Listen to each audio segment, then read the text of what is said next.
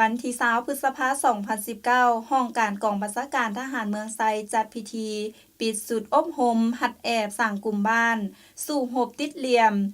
ติดพันกับเวียกงานสามสร้างของแขวงกลุ่มบ้านหัวน้ำงาอยู่ที่สโมสรบ้านลัก32เมืองไซแขวงอุดมไซเป็นเกียรติเข้าร่วมมีทานสมจิตปัญญาศักดิ์รองเจ้าแขวงอุดมไซมีทานคำแพงขันมณีกรรมการพรรคแขวงเลขาพรรคเมืองเจ้าเมืองไซมีทานสมจันทร์มูลกสิงคณะพรรคหากฐานกลุ่มบ้านหัวน้ำงามีทานหัวหน้าห้องการปกสเมืองไซ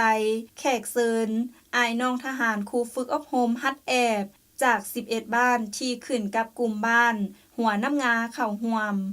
พันตีคำพันธ์ศรีประเสริฐหัวหน้าแผนกเสนาธิการห้องการกองบัญชาการทหารเมืองไซขึ้นรายงานการจัดตั้งปฏิบัติสุดฝึกอบรมฮัดแอบสร้างกลุ่มบ้านสู่หบติดเหลี่ยมในระยะ15วันผ่านมากลุ่มบ้านหัวน้ำงาประกอบมี11บ้านมี 1,351 หลังคาเรือน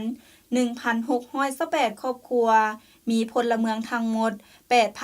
8,323 คนหญิง 4,490 คนเนื้อในที่อบรมฮัดแอบสร้างกลุ่มบ้านสู่หบติดเหลี่ยมมีอยู่4ภาคการเมืองภาคพาราธิการการเทคนิค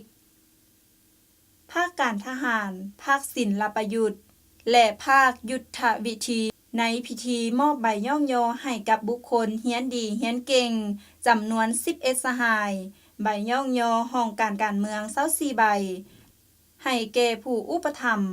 ในการประกอบส่วนสวยเวียกงานในครั้งนี้1ใบสมเสย3ใบตอนท้ายพิธีทานสมจิตปัญญาศักดิ์รองเจ้าแขวงอุดมไซขึ้นโอ้ลม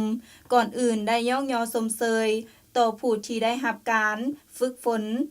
พร้อมทางเฮียนสุดฝึกอบรมฮัดแอบที่ได้มีความอดทนนักแน่น